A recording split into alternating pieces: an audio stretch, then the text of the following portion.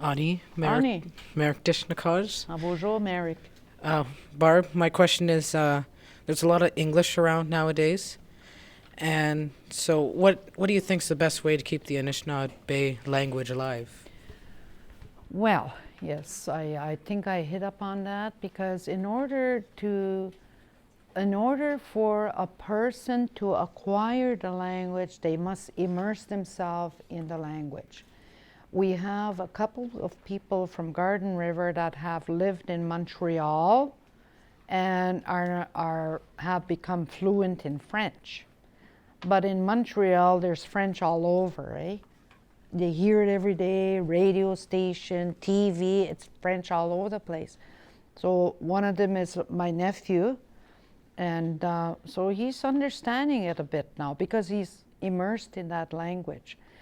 Here, unfortunately, we don't have the amount of speakers that we wish we would have, we could have had to achieve that, but it can be achieved. Look at, I create a speaker over a course of 12 to 14 years on a part-time basis. Okay, I spend a lot of time with him, you know, and so you have to spend a lot of time. And oh yes, and I have another person that found me on Twitter, and then he followed me or he befriended me on Facebook, and he's self-taught. 7 years. He spent all his time on language.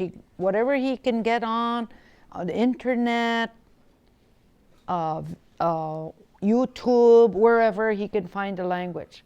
And him and I converse on the Facebook. You can send a message, and there's a little microphone there, and you press that, and we talk to each other in the language, you know. So it can be done, even though there's English all around, but it takes time, it takes commitment. You have to have a passion that you want to be able, you want to one day become a speaker.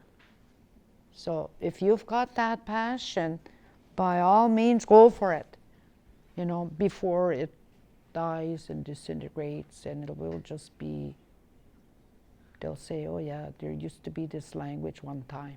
We don't want that to happen. Miigwech? Miigwech. Uh-huh.